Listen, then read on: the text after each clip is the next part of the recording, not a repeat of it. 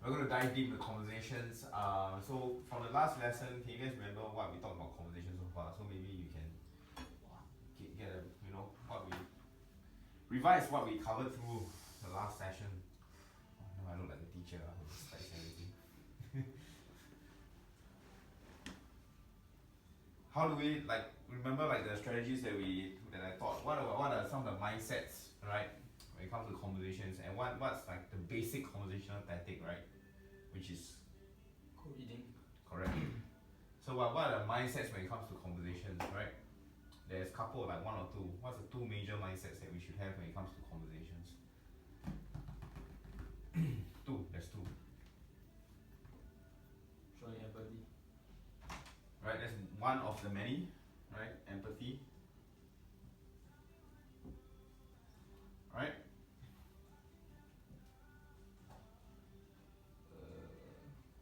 Don't remember. Always lead. Oh, okay.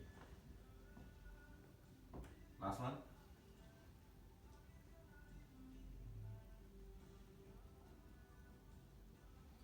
Okay, actively listen. Oh, okay. Just watch the video somewhere. Right? Okay, so these three are the mindsets that you guys should have when it comes to all conversations, right? And then when it comes to a tactical standpoint, right? Tactics, we have co-reading. We have mundane questions, right? If you guys mundane questions, and we have observations, right? Mm-hmm. That's how we start a conversation. Okay, so all of this will actually help you get a conversation started alongside with all the basics of body language, tonality, and all that. And ultimately, what you want to do is to make all this, strategies and mindsets a habit, right? You want to come from it from just a tactical standpoint, but you want to make it a habit. So practice it with your friends, your family, to your dog and everything, every single day, and sooner or later, like all this will become natural to you. And it's natural to me because I structured this without even referring to any of my notes. So yeah, okay. So going beyond this, right? How do you actually have a good conversation, right? How do you expand your conversation to the point where it can get dynamic, it can get interesting, it can help you and her relate on a deeper level? So the first strategy of conversations is you need to know how to tell a story, right? So there are three parts to a story, and why are stories so important? Like politicians, businessmen, even in sales, right? Whenever you want to sell something, it's always a story. There's always a story in any idea you want to sell. Politicians, businessmen, celebrities, singers, or whoever, right? So actually, there's three parts to the story. Okay, the first part of the story, if you've watched my videos, maybe you can, like the three parts of the story. So there's three parts, right? 1, 2, 3. To every single conversation, right? Every single story, there's majorly three parts. Introduction? We don't really use that word, but there's what do you mean by introduction? Something that builds up the story. Okay, that's very close. Okay, so that's what I call setup. Okay. Okay, the second one? There's conflict, right? Is it? Correct. Conflict. You've been watching the stuff. Third one.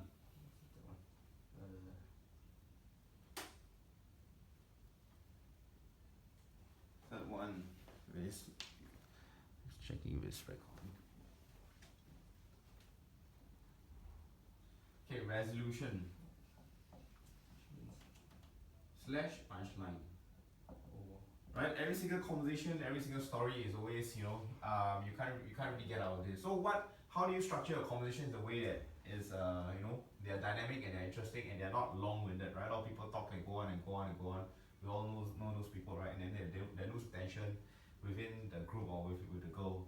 So a setup is basically just a rough, you can think of it as like just a rough guide into the conflict, right? And the setup normally consists of time, place, and mundane details, right? Mundane details. for example, over the last 1 week, I got 3 of my Facebook ad accounts banned. That's a setup, and that's a true story. And then you must, like, when you say that, right, that's just a setup, and then the person will be wondering, like, well, how the hell and like why the hell did my 3 ad accounts got banned, right? So that's where the conflict comes in, and this is the part where, and later we'll touch on the emotion, life stories, and motivations come in, right? Where you make it interesting and dynamic with conflict, right? So to continue on that story, I got banned because I was running some dating ads, and I didn't comply with Facebook ad policy. And Facebook was being a bitch about it. I reached out to them once, not once, but twice, but thrice. And initially, I only got 1 account banned, right? And then Facebook was so smart that they had facial recognition that they, banned two other accounts. And I realized, right? Okay, so that's a conflict, right? That's explaining. That's where you put in your emotions, and then more details, of course, but mostly you use emotions to describe, right? And the why. Okay, so basically the why, right? There has to be a story here, the conflict. Okay, so this is where the most of it will actually take place, right? This is where you can really expand on it. I can go even deeper. I can go, wow, that caused my business to be on a halt for 2 weeks. I cannot run any ads. I cannot expand my business. I cannot get more clients. That caused a lot of trouble. And now I have to go to appeal to Facebook again. I have to hire out a professional and everything. Okay, so there's the conflict, right? So the resolution punchline is how you end the story, and for this story, it's not really like a joke or anything. So the resolution would be, so I ended up using my dad's account to run ads again, and I realized that you can't fuck around with Facebook. They are super smart. They have the best scientists in the world working on AI, so they have facial recognition. You can't use the same credit card on the accounts. You got to switch credit cards as well if you want to open another ad account. And the best thing to do is to actually follow Facebook's rules. Yeah, so that's the moral of the story. Okay.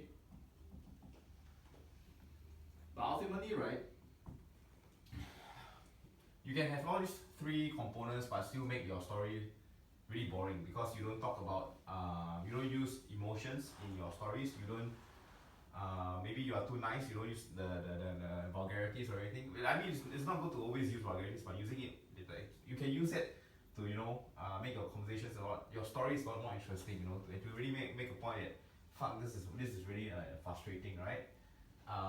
If you were trying to tell a joke, then it would be your punchline, right? The punchline will end up the joke. So yeah, that's your basic setup for. Actually, no, it's not even basic. This is the setup for every single story. Every single story you want to tell, right? Every single story. And if you have if you notice, some people when they lack one or the other, they will come off very off. You guys ever had like those conversations where this guy's a bit off. And normally they lack 1 or 2 of this, right? Okay, so we move on from there. Any questions about stories? Should I drill this? Should we try? Yeah, we should try before moving on. Okay, so probably maybe you can start off with using this strategy to tell a story that just any story, right? This story and tell a true story. That the Facebook banning me is a true story. So yeah, currently I'm still banned by Facebook. Right? Yeah. So you can go first. It's hard to come on the ball with a story. It's kind of like any story. Okay, we just try. You don't have to tell it as well as I did. I don't even know whether my story is well or not. But anyway, it doesn't have to be perfect. Just try, right? You are here in live class for the practice. You're not here for a theory. I mean you're here for a theory, but you're here for practice.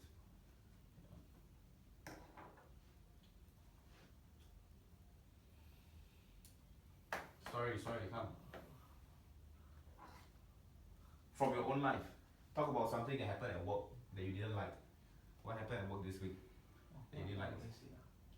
What was the most irritating thing that happened to you at work this week? Did you hit your goals or not? If you didn't hit, why? Right? Story. And tell it the way that I wrote it, right? Your setup, conflict, and resolution. Come on, bro. This is your weakest point. You need to work on it. Every week got this weekly meeting. Have to go office, which I don't like. Okay. Okay. So that's your setup, right? And then why? Well, 'cause I find it like I don't find it productive. Okay, explain to why you don't find it productive. Why I don't find it productive? Go there and then sit down and look at some motivational talk, which I can just look through on YouTube. Okay. Okay. Okay, and then try to resolve it. So so what's the moral of the story? Oh, sorry, is I don't like the meeting. Okay, so a better way to tell a story is like maybe something like there's this fucking I'm not saying okay, I always use effort. There's this prudential meeting that we have to go to. All the agents have to go to every single week, where they bring up a motivational speaker. Who's all rah rah, and it just doesn't make sense to me. I could be investing that time meeting another client. However, they made it compulsory so much so that it wastes like 2 hours of my week every single week.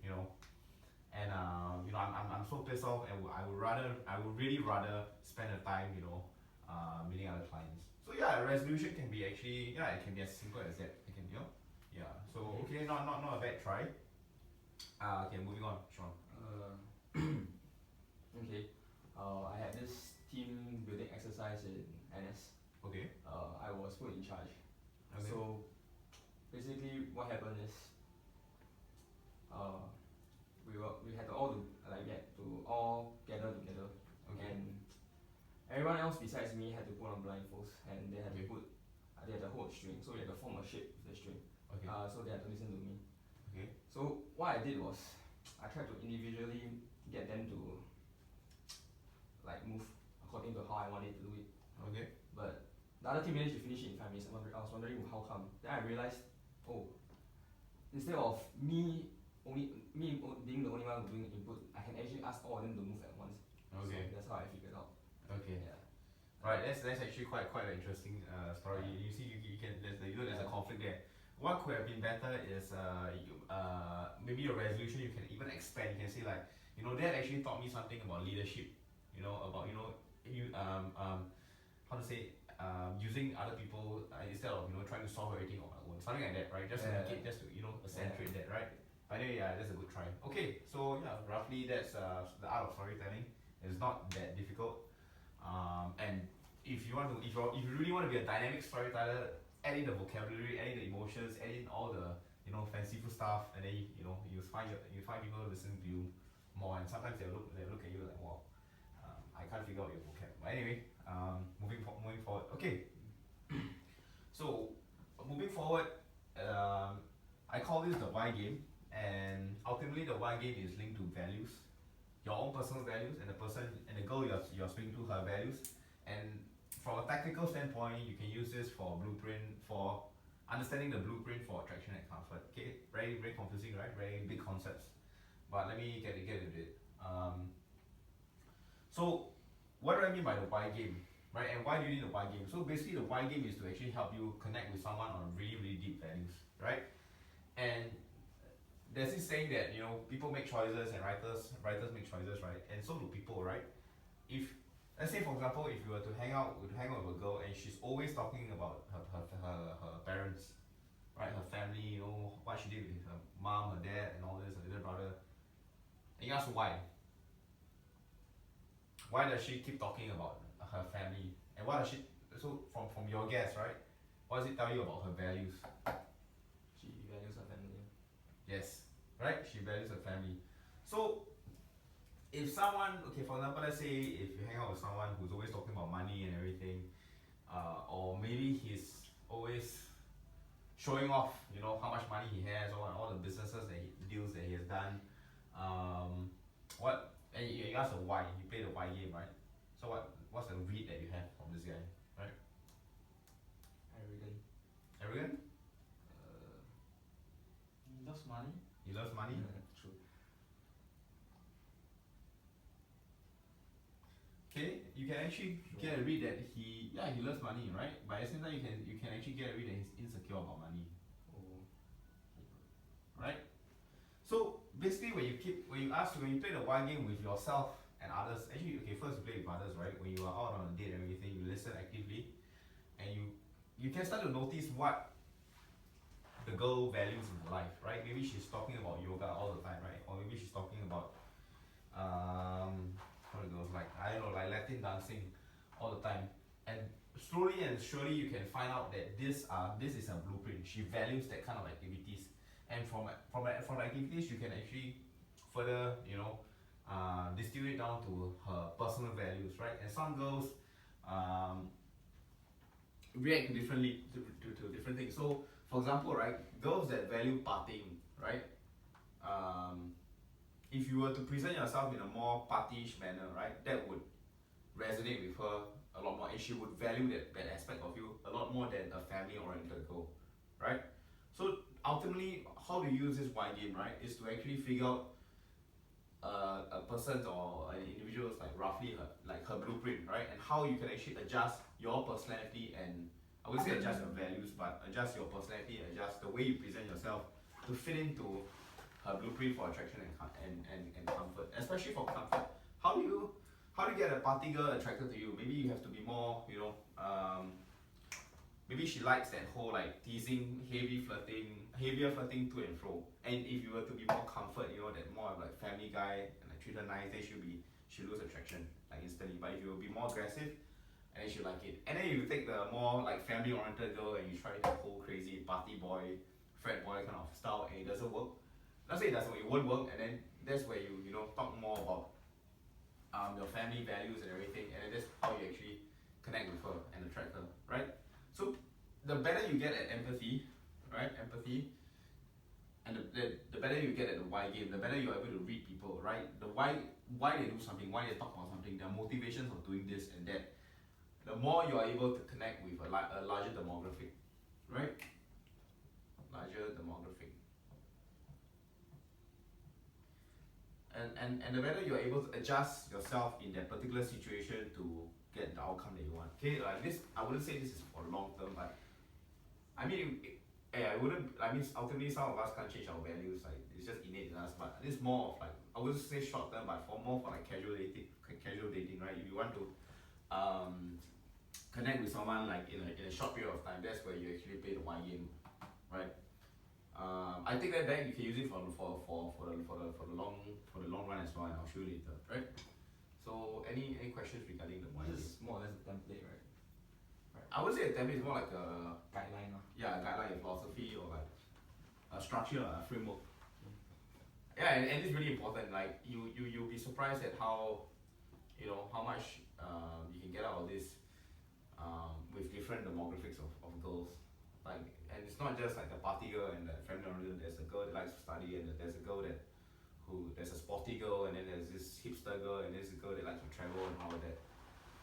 And you can interrelate also. Like maybe this girl likes to travel because growing up as a kid, her parents were very strict on her, and so she has always had a rebellious side.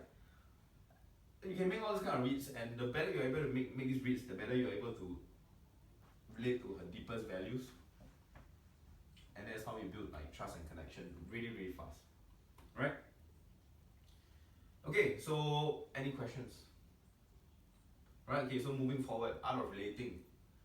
So how do you actually, so we have this philosophy, right? We have all the stories, and how do we actually apply this to relate to others, right? So what do most people do, what do most guys do, right, is they actually talk about the details. Facts. Right? For example, guys like to talk about what? Some of the things that you like to talk about. Computer parts. I know. Computer parts like Man United winning the league, sports leagues, motorcycles, cars and all of that. Or even finance terms, right? Like guys are notorious for liking to state out the facts. But girls, if you notice, they don't communicate with all these facts. They're always communicating stories. They're always gossiping with other girls about other people. That's how they relate to each other. So if you want to relate like a girl, which you should, because it's a really effective skill set. That's where you have to change your language to emotions, life stories, motivations, passions, disappointments. There's more, but I'm just giving some examples. but mostly it's five, right?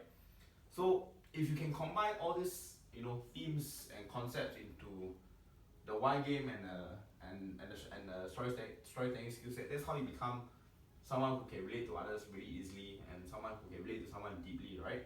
So try to use, not say try to use, right? You have to use emotions in your stories. You have to use your own life stories, right? And in your own life stories, there's probably some things that motivate you, like why do you become a financial consultant?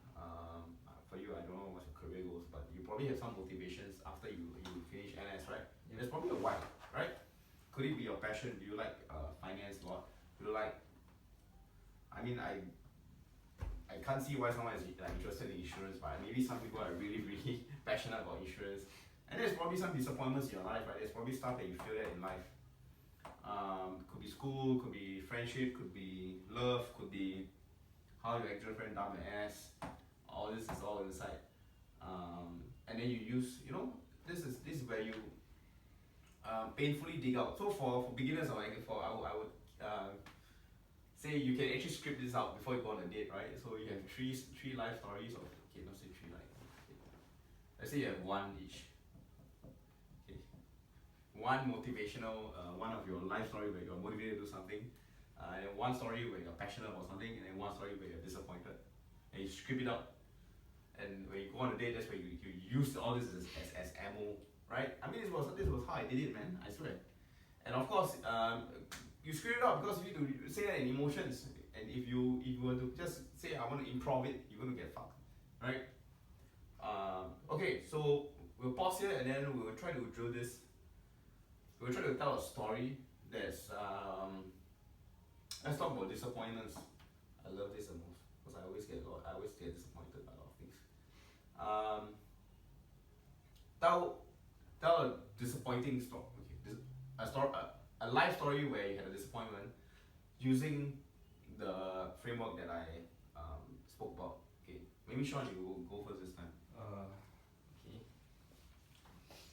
Okay, there was back in 2015 and back in 2014. I mean, Okay. I went to take private O levels, and Okay. prior to that, I did not have any prior secondary school foundation.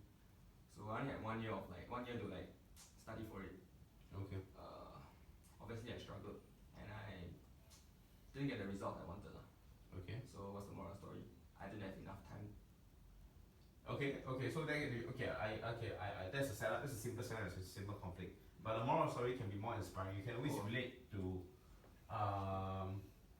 where were the emotions? There were no emotions in there. It was just it's all details, man, and facts like 2015. Man. Okay. I only have 1 year of foundation.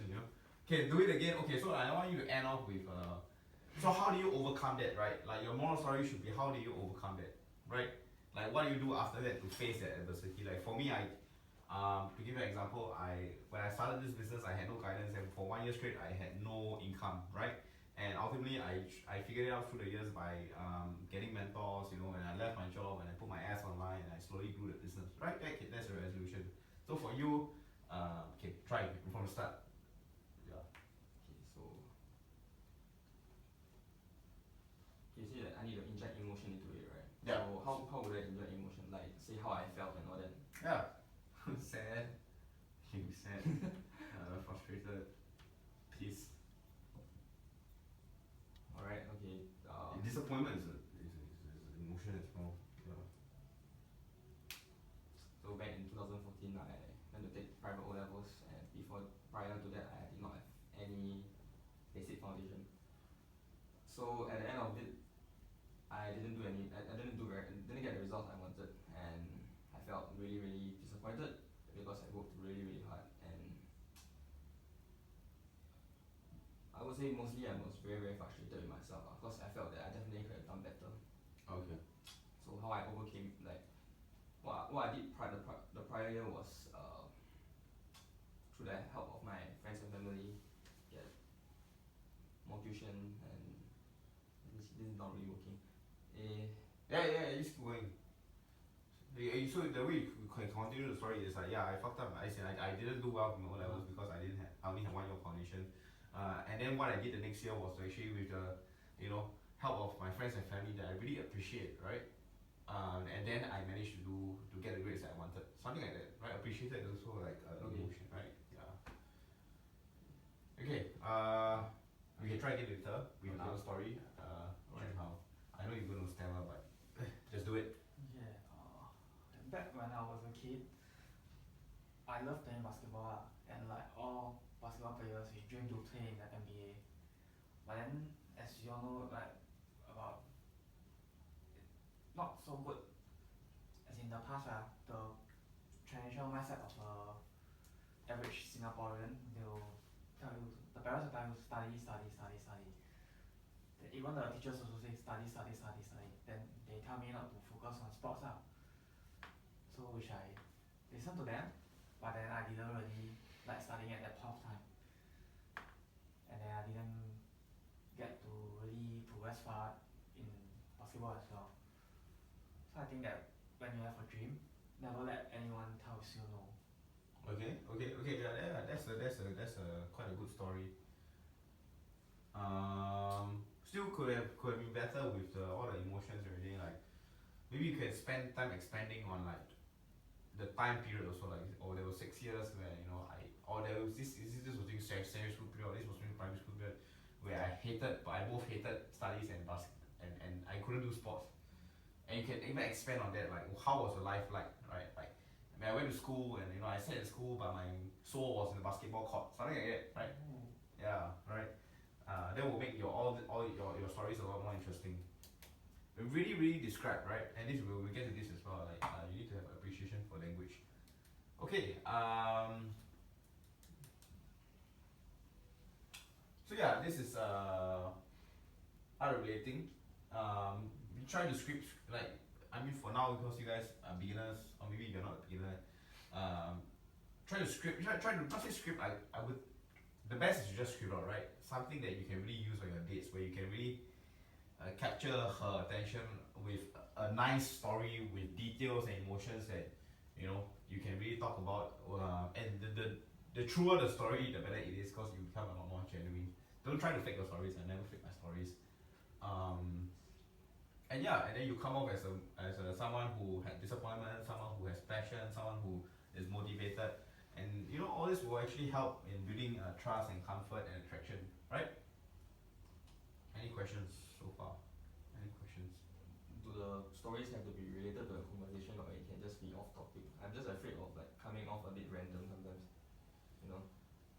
especially when you like run out of things to say. I mean, like I think it's a good opportunity to tell a story, but sometimes it still can come off a bit off topic. So the better you get at this, the more natural stories will come to you, and you roughly know the right time to actually say it. So from of course you're not going to tell your sob story or your life story in the first 7 minutes of the conversation of a cold approach, right? But let's say you're on a date and it's been going okay so far, and you guys are having a dinner at a quiet spot, and that's where you actually can share more about yourself. And by sharing more of yourself, you will actually elicit her to share more about herself, right? And that's what the code reading is for, right? Like you look like someone that values like family a lot. Okay, then she talks about family, and that's how you actively listen, right? And that's how you relate. Maybe she talks about her relationship with parents is not really good or anything. Then you can relate to her talking about your own relationship with your own parents, with your own stories, right? And maybe you were disappointed with your parents, and your parents were disappointed at you, and how you overcame that. Now you move out of the house, and you ask them to fuck off. No, I'm just kidding. So yeah, that's how you actually get your conversations going, and you roughly know when and where with more basic empathy, right? With more empathy, you know when and where to actually give a light story or give a deep story. Yeah. Questions? And with all that being said, you have to be your tonality has to be right, and then your body language has to be right, your eye contact has to be right, and the way you also deliver the story. If it's a very vulnerable story, then don't be jokingly delivering, like say it with a lot of authenticity or authenticity. And if it's a disappointing story, then okay, try to look disappointed. And it's a story that you really get excited about, then say it with some vigor, right? So yeah. the basics still apply, right? Your tonality, your body language, and everything. Eye contact. Okay, so we'll move on, right? No questions. Okay, so lastly, right, this is something a bit harder to teach, but I'll try to teach it. I'll try to talk about it. So one thing that makes conversations, interesting is actually humor. And try not to from a dating aspect, like don't try to be the class clown, because some people think humor means okay, I need to make everybody laugh.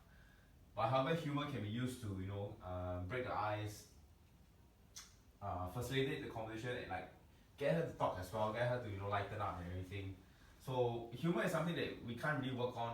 I mean, you can work on the class, but it's something that is ongoing every single day. You do have to have an appreciation for language. So basically, you need to understand. For example, innuendos, right?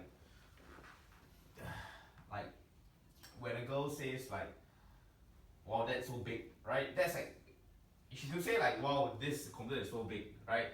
But like there's an innuendo to it, right? Like you can tease her about that. You can say like, "Yeah, that's what she." You don't really use that's what she said, but yeah, you can say like, "Yeah, that's what she said" as well, right? So like stuff like this, right? Innuendos, misdirection. This basically says like, for example, have you noticed like comedians that talk about something and then they make a point about something else and then that's funny, right? I don't really know how to explain this, right? You guys gotta watch some comedy tips to actually get the hang of misdirection, right? And exaggeration is basically just taking something out of the it's just basically exaggerating something to a disproportion and it becomes funny.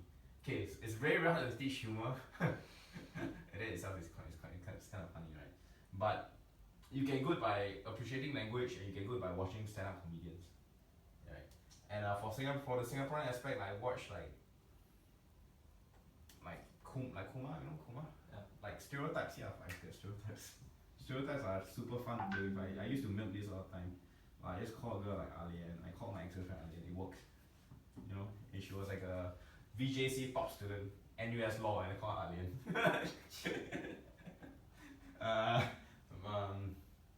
And it worked. Stereotypes, yeah, and then like I know what are stereotypes, like nerd, like bimbo, right? Stereotypes work a lot as well. I can exaggerate, right? Like by calling a VJC student, a top student at VJC and Alien, I'm also like somewhat exaggerating, right? So yeah, Kumar is a good guy to study. Just listen to his stuff. If you guys want to really target the Singaporean demographic, the general Singaporean demographic, right?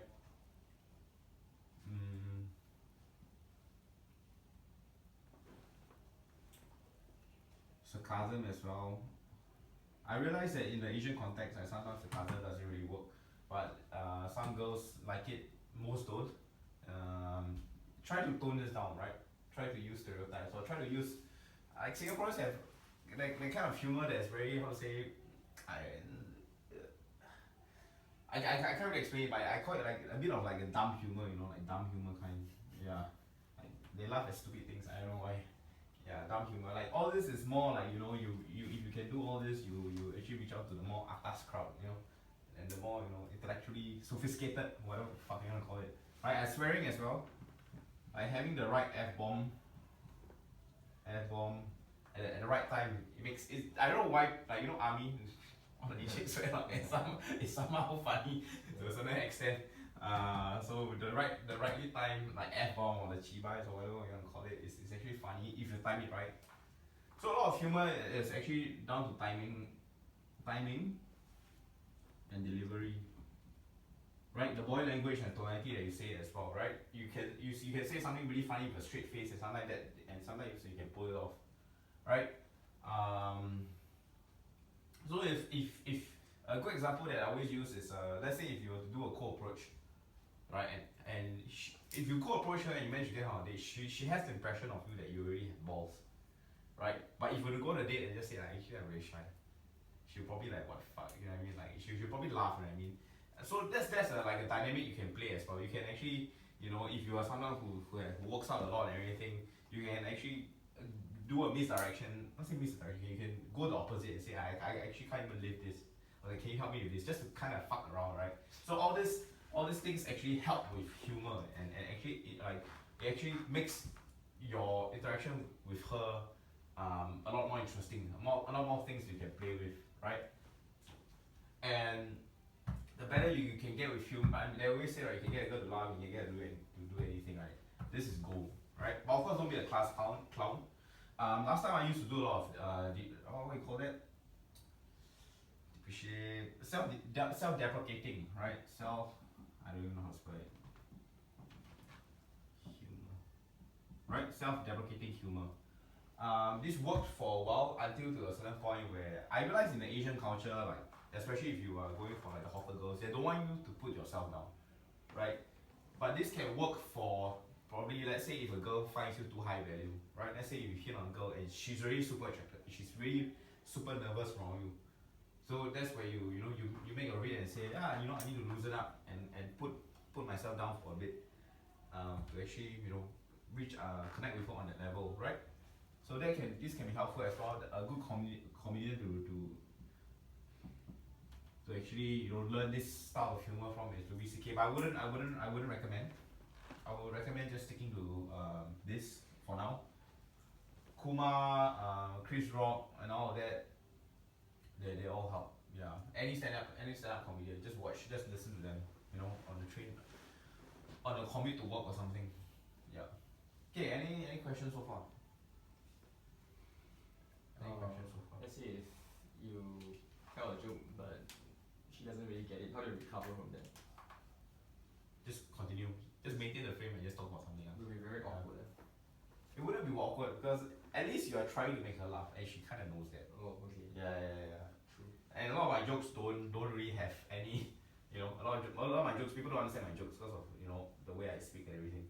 So a lot of my jokes fall flat as well. But the fact that you are willing to go there, I think she'll appreciate you for it. Okay. Yeah.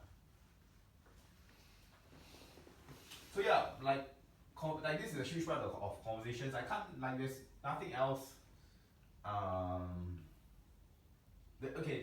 Conversations are easy, right? But how do you mix it when with body language and flirting and touching? That's the hard part, right? That's the hard part. Maybe I'll cover that in another lesson. Do we have time? Yeah, it's just 7. Yeah, maybe I can touch a bit on flirting. But any questions so far? Maybe we can do this. Maybe we'll try 2 stories now. Okay, just 1 story each. With all this in mind, try if you can make me laugh, or can make us laugh, that would be better. There's a bonus. You can laugh at your disappointments. This is quite challenging. So yeah, okay, free flow, come. Junhao, you go first this time. That was a funny story. Yeah.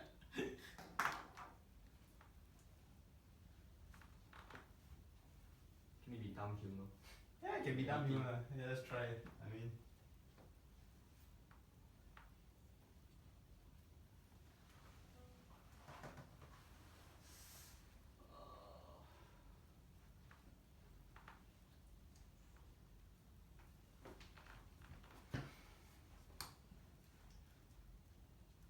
okay, this is just a bonus. I mean, if you can tell a story in a nice way, with all the emotions and life stories and everything, that would be the best. That would be good enough, right? Humor is just something that's extra. And normally humor is in response to something that they said. It's not really something that you come out of, that you script it out, right? It's like my favorite line is when a girl asks how did me and you meet? I'll just say we met on Tinder. Oh. He swiped me left, or he swiped me right. That used to work a lot. I mean that still works. It still works. Yeah. Right. Okay. So forget the humor part. Just talk about. We just drill a story in. Yeah. I look at him when you say it. Try to act as if you're talking to someone. Humor. Yeah. Can try but I think. Okay. Just you can tell the story to me. I tell the story to us. This should be easy, man. Didn't primary school they make us do storytelling nights and that kind of nonsense. No. Don't really My time was they make us stand in front of the crowd and talk about stories. Of our parents, which is retarded. Shouldn't have done that.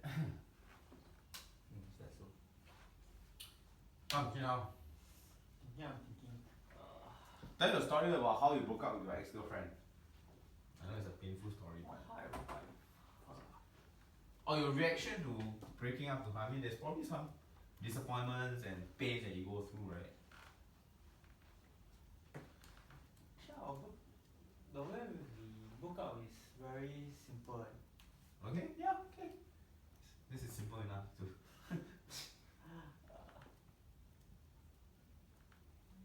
We didn't really talk much. Start it from the setup. Like what happened, right?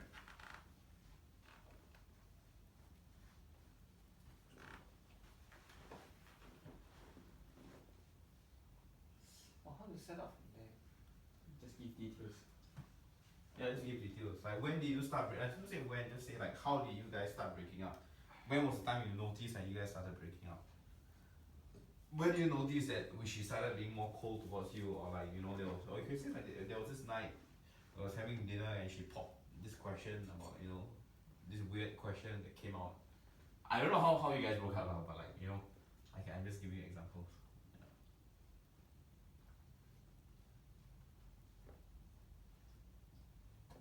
Because we just broke up is over the phone.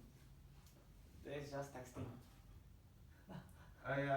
Okay, so you can make that the one that you can make breaking out on the phone interesting as well. I swear. So the setup would be I received this text message from my girlfriend all of a sudden. I was working at Prudential and I was so tired and like in the middle of the night I got like a text message from my girlfriend saying what. Oh, okay, saying something like the feeling is not there anymore. Okay. It feels very different.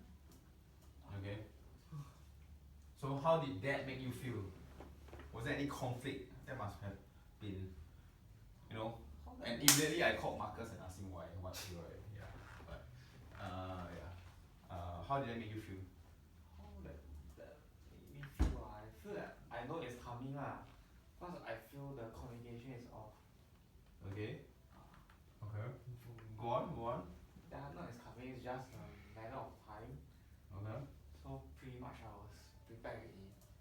There should be a resolution, but there has to be a conflict. There must be some part where you must have been worried, right? There's like you try to, talk to her about it. You ask her why she didn't respond, or like she got angry, all these kind of things. Make it interesting, man. You need to have a conflict, emotions, stories, right? Cannot be just like I was just prepared for it, like 3 weeks later I signed up for Marcus course. But anyway, yeah.